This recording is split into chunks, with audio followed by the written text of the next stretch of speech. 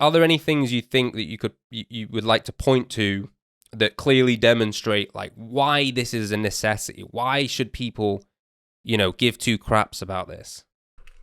Yeah, it's interesting you bring up PayPal because they used to be the bane of my existence when I was a freelance editor. When I was a PhD student. So this used to be a constant tangle that I had. So very often around limits on accounts as well. So that I remember breaching. I think back then it was like €1,500 or something, and then that was what triggered it.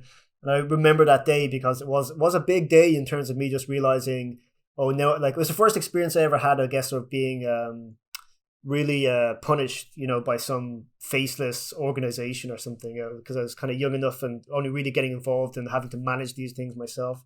Um, so yeah, and another like anecdotally on that front, so a big issue that I also used to have with PayPal is they would constantly like block my cards because I was buying crypto. So it got to the point where I would swap out the cards, and then eventually what they did is they said I can't add any more cards, so I reached my limit of cards. So basically, like the account just became useless because you couldn't unless you wanted to do like bank transfers. So at that point, I was crypto pilled. So it's like there's no way I'm waiting 3 days to do something. And then another big sort of constant source of problem around that is with my or was with my bank as well. So this was a similar situation where I'd buy Bitcoin or crypto on like back then might have been uh maybe like Coinbase or something, like a fairly main, like not like a weird exchange, like one of the fringe ones. And I'd buy say €50 worth of Bitcoin back then, like because that's it's like I'll see what happens kind of thing.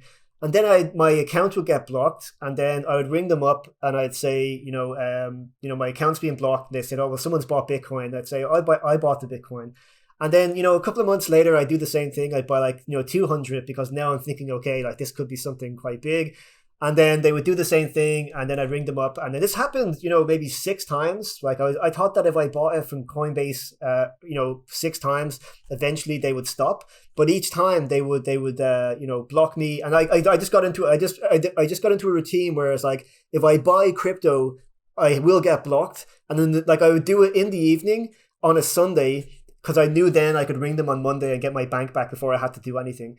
So I asked them like, can I like just say to you guys that it's me buying the Bitcoin, like I'm the person buying the Bitcoin, and then from now on you don't bring me in. I take responsibility for anything that happens on the account. And they said no, they can't do that. And that was one of these moments, I think, for me as well, where I realized that even if I said to them that I will take responsibility, my own responsibility, so thinking like a Bitcoiner, thinking like a crypto person, that forever happens, they just wouldn't allow me to do it. So I felt like that was like a real babysitter moment for me, where I can't make my own decisions. I'm like literally not allowed to buy something legal because the bank thinks it's like suspect, even though they have a very obvious pattern of like it's clearly me kind of doing it over and over again.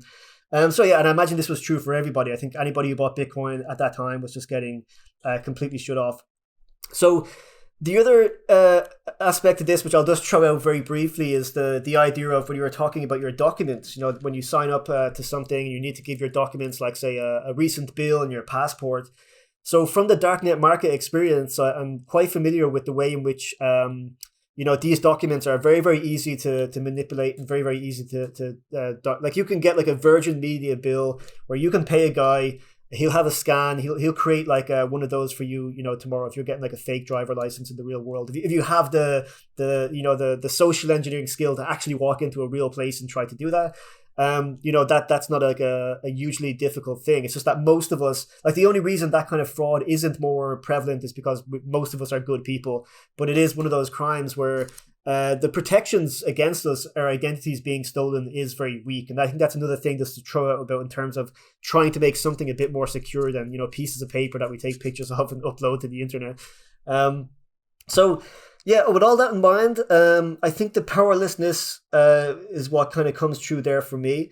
So when I'm thinking about my final thoughts, and even when I'm in my, let's say, the class and I'm having the final lecture, I do tend to really just focus on this idea of the design space and the experimentation, the fact that you that crypto is not that it's starting to get a little bit old, but it's not that old.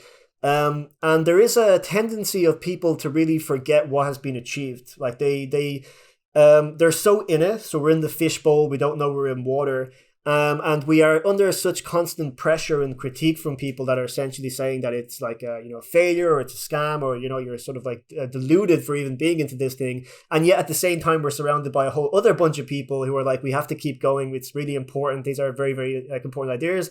So I do think, then that the motivating factor, whether that's just because you're interested or because you're involved, or in my case, a little bit of both, that it is good to remember, right, that we didn't have decentralized money 15 years ago, so 13 years ago, that is an extraordinary achievement to create a post-state decentralized money that could be used in extreme circumstances like Navalny, or in Iran, or in Ukraine, those situations. So even if Bitcoin, never becomes anything more than that, as long as I think that itself is actually quite valuable. The fact that there is some money that cannot be seized by the government, you can still be inactive. So I would always say that in itself is almost like worth the experiment. And then looking at Ethereum, and then what Ethereum enables with the decentralized analogs, so like these new possibilities for organization, things like the public goods focus, right? Introducing these ideas of, would it be possible to do public goods provisioning ourselves instead of relying on the government? There's a real seed of like serious potential for political organizing hidden in there, where people begin twigging to this idea of, actually, could we like solve our own political problems, which is a very, very anarchist idea that's hidden in there. Maybe it's sort of hidden in the fact that we're only funding like public goods of open source now, but eventually I think that will expand. And same for DeFi and NFT. The reason I can't really give as much examples is because they're just like not my main sort of focus.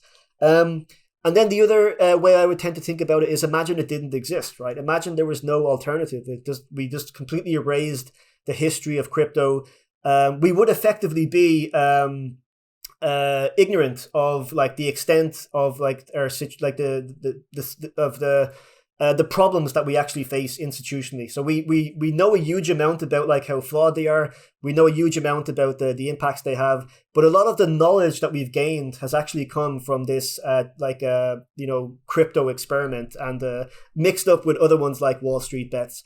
And if it didn't exist, like if you went in your bank and then you just got your bank shut down, you would just look at it and say, well, that's the situation. Like, banks do that. And you wouldn't have anything in your head to compare it to say, well, actually, there's another possibility of permissionless finance or identity that we could do. So another world is possible, wouldn't even be in your head. You'd just be accepting of it. So I think that in itself makes it also worthwhile.